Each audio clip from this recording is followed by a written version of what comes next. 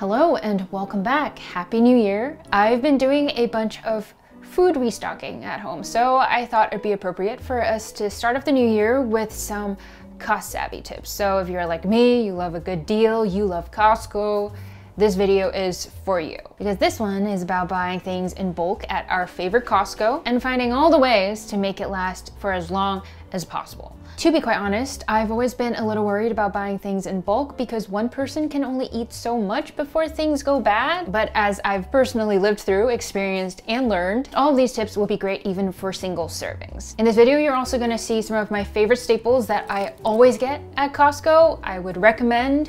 Let's get into it. The first thing I got are these beautiful brioche buns from the bakery section of the store.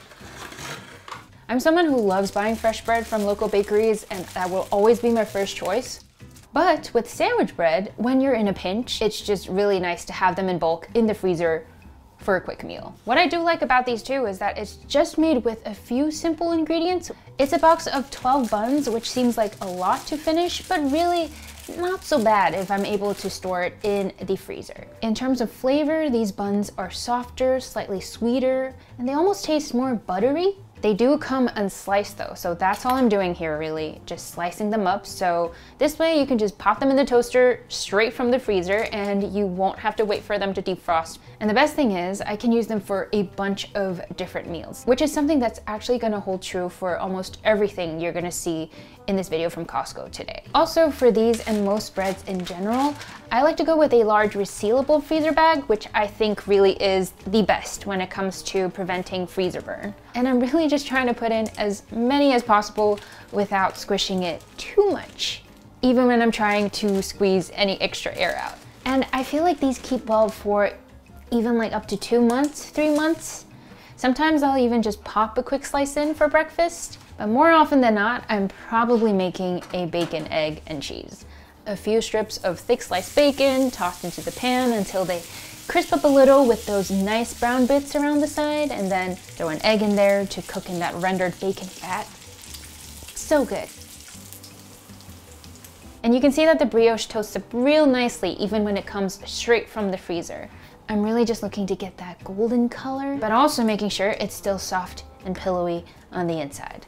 And then, depending on the day, I'll spread some cream cheese, some mayo, some sriracha even, add the bacon, egg, and cheese, and we have a delicious, quick breakfast sandwich. I know you just saw these thick sliced bacon strips, but they are indeed another must-buy Costco bulk purchase staple. Because I think they're great for so many different kinds of dishes, even across a whole variety of cuisines. Whether it's fried rice or pasta, or you know, an easy bacon, egg, and cheese for lunch, it's just great to have some on hand all the time. I usually go with thick sliced because I like that it's chewier, almost like meatier texture, but I do think it's more versatile. And because bacon does have a tendency to really stick to each other, so I like to separate them into strips before anything else. And if it happens to be a little more moist and slippery, I like to just go in with some paper towels and just try to dry them out a little more. This is actually something I do with any kind of meat before I put it in the freezer. Any extra moisture also means that it likely won't freeze as well. And then in order to make sure that they really don't end up glued to each other in storage, parchment paper is what I use to save the day. Where having a thin layer between each slice can actually make sure it doesn't end up stuck together.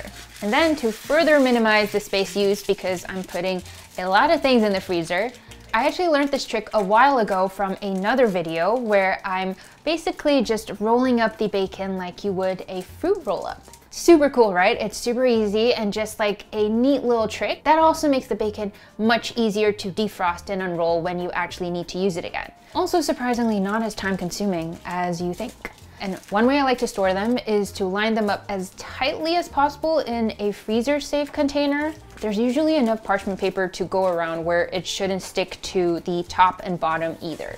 So then this way I can just very easily grab 1 or 2 for a meal without needing to defrost the entire pack. Sometimes I also like to save a little bit on the side for the week, and storing it like this does help keep it from getting slimy sooner. No slimy bacon here. If you've been watching my videos, you know that I'm a bit of a lemon fanatic. Lemon juice, lemon zest, lemon peel, I love it all. So I always make sure I have some in the fridge. As with all things, when I'm buying in bulk, there's still going to be a surplus. So one thing I really love making with these extra lemons is fermented honey lemon.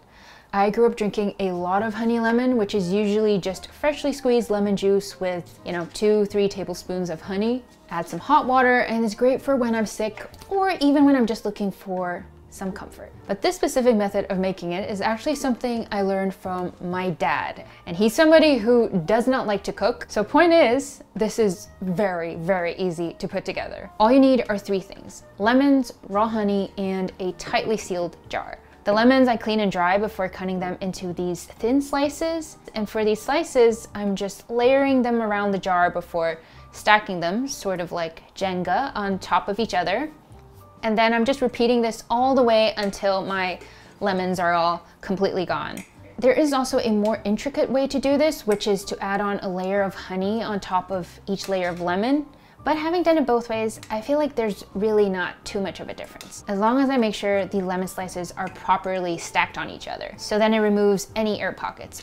And the way I like doing this is just to squish the lemons down with a spoon every now and then. Once the lemons are ready to go, it's time for the honey pour, which is the best part. This liquid gold. It doesn't really matter if the honey is slightly crystallized, as long as you warm it up just enough for the pour. The key is to make sure you're not filling the jar up entirely. This way, some space can let it ferment properly. Now that we have the honey lemon, what I like to do is to put it in the fridge immediately and let it ferment for about 3 to 4 days. I do also like to go in every day and just give it like a gentle press. You can definitely ferment it for longer if you like. It really is about letting it reach a flavor profile that you prefer. 4 days is about the sweet spot for me. And you can see now the consistency is actually a lot more liquidy. And the best thing is you can do so many things with this liquid gold. My favorite, of course, is to make a hot drink, especially now that it's terribly cold in New York. But you can also drizzle it on toast directly, on biscuits, put it in salad dressing, even use it as a sauce for your chicken. In the summer though, it makes for a really lovely refresher with some bubbly water. I actually even made a coffee tonic with this last week. Kind of reminds me of the kind that a cafe would sell for like, I don't know, $10 a cup. I actually already finished my first jar and I'm already on my second jar. So, another popular sandwich bread in this household is the good old English muffin. My favorite McDonald's sandwich is actually the sausage egg McMuffin, and that's kind of where my love for the English muffin came about. Similar to the brioche bun really, it's just super easy for me to whip up a quick meal with this, so it just made sense to buy and store them in bulk as well. The thing about these English muffins too is that while they might not look like they come pre-cut, you actually don't need a knife to slice it through. All I'm doing here is just gently squeezing the sides all around, and just like that, it pops open to reveal the 2 pieces. It's the same process for the rest of these, and the reasoning behind pre-opening them again is just to make things easier for future me, where I can enjoy them without having to pry them open with my frozen fingers. It's totally fine if they kind of stick together in the freezer. They should come apart pretty easily, even if you take them out directly. But what I like doing sometimes is just to let them chill on the counter for a little bit, defrost for a few minutes. For these ones, I also like using resealable bags, but I have so many bread bags in rotation now, I kind of just reuse them. But yes, my freezer does always have a lot of bread that is ready for consumption. Are we surprised? These are great for breakfast, lunch, any meal really. Also great for any toaster, even if I'm partial to mine.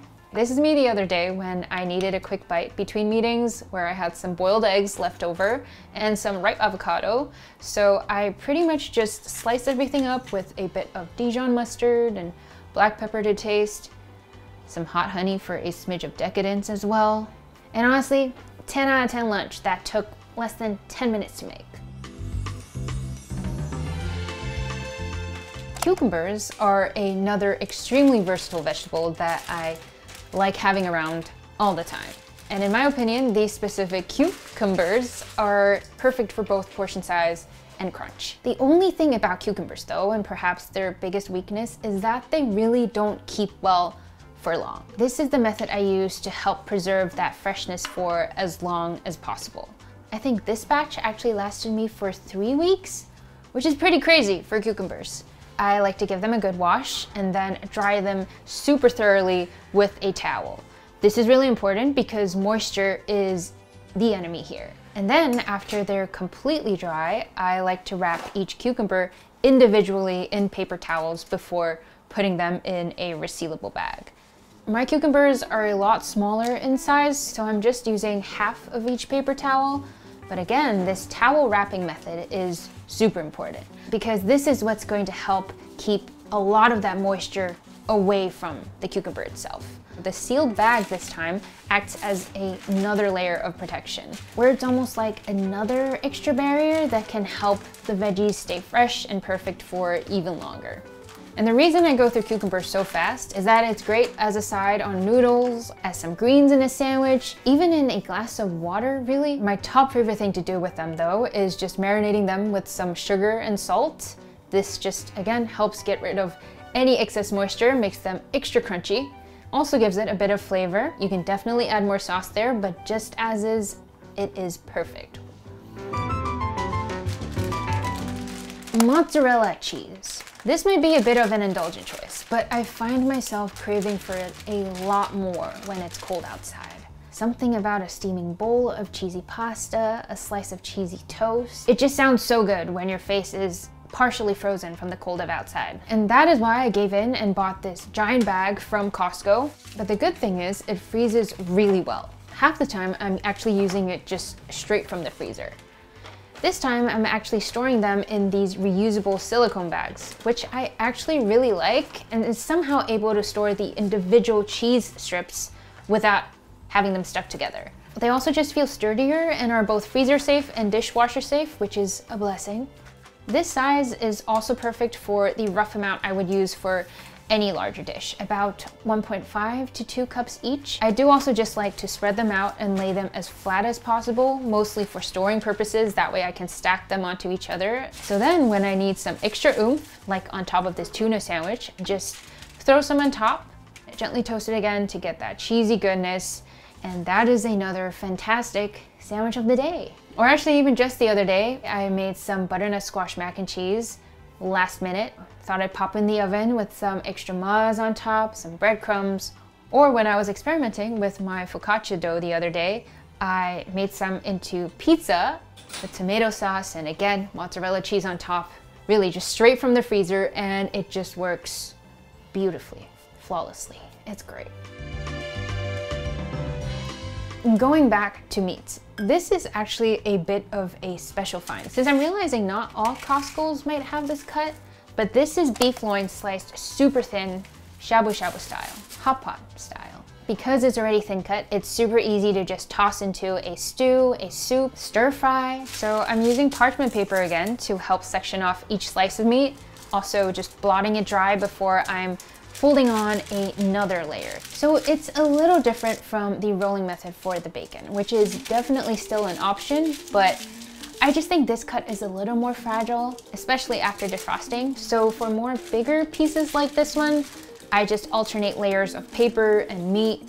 And then for the smaller, narrower slices of meat, it's the same method really, just that I can build in a couple more folds and they usually turn out pretty uniform. Once they're stacked this way, I can just store them lined up in a container and just pull out however many I need for the meal of the day. Here's a bag of shabu shabu beef that I actually froze last month and defrosted earlier today.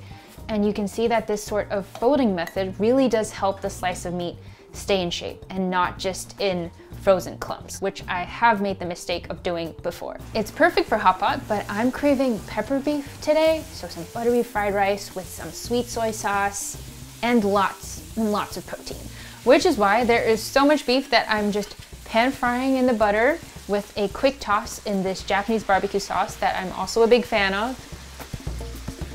Usually for this dish, I also like tossing in any frozen produce that I have in the freezer. So that's why there is this frozen chunk of white button mushrooms and some grilled corn. It's really sort of an empty your freezer kind of meal now that I think about it. Delicious though. It tastes so good. Lots of black pepper going in before I'm adding in my leftover rice and some microgreens just for a pop of color and health. And that's how I make my pepper beef style fried rice at home with extra beef. I actually make this meal so much. It is constantly on rotation now. So there it is, my Costco bulk purchase storage hacks that I would swear by. As somebody who has personally benefited a lot from these tips, I hope they're helpful to you too, to make buying in bulk a little less scary. Let me know if you would like to see more of these types of videos. I would never say no to more Costco trips. But as always, remember to like and subscribe if you would like to see more of this content. See you in the next video. Bye.